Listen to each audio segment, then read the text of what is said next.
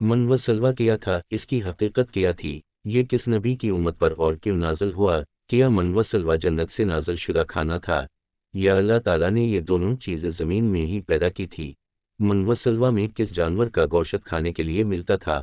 بنی اسرائیل کی قوم 40 سال تک ایک ہی میدان میں کیوں بھٹکتی رہی؟ اللہ تعالیٰ بنی اسرائیل پر کن کب انعامات کی برسات برسائی؟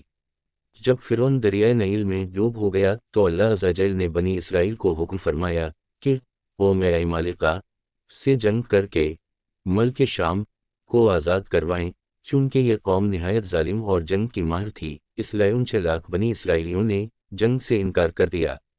اس نافرمانی کی یہ سزا ملی کہ وہ 40 سال تک 27 میل کے رقبے پر مشتمل ایک میدان میں بھٹکتے رہے۔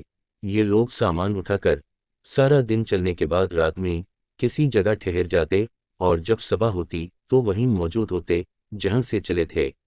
اس جگہ کو میدان تیوا یعنی بھٹکتے پھرنے کی جگہ کہا جاتا ہے۔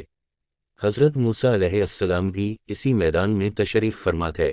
میدان تیوا میں ہونے والی عطائیں حضرت موسیٰ علیہ السلام کی دعا سے بنی اسرائیل کے کھانے کے لیے ہفتہ کے دن کے علاوہ روزانہ آسمان سے 2 کھانے یعنی من اور سلوا نازل ہوتے۔ کوہ طور کا ایک سفید پتھر ان کے پاس تھا، جب پانی کی حاجت ہوتی تو آپ علیہ السلام اس پر اپنی لاٹھی مارتے اور بنی اسرائیل کے 12 قبیلوں کے لیے 12 چشمے جاری ہو جاتے۔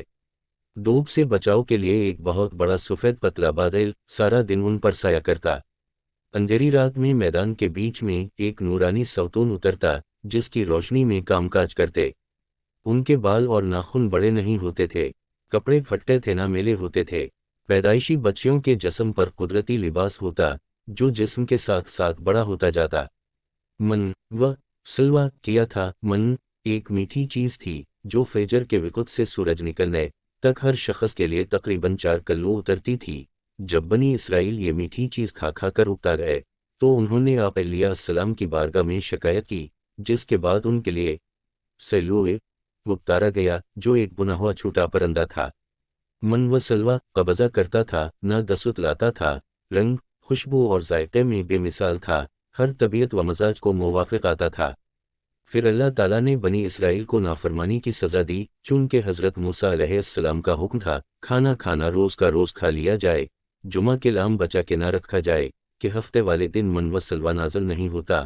مگر لوگوں کو اس بات سے ڈر لگنے لگا اگر کسی دن من و سلوا نہ اتارا تو لوگ اس میدان میں بھوکے مر جائے گئے، چانچہ ان لوگوں نے کچھ چھپا کر کل کے لیے رکھ لیا۔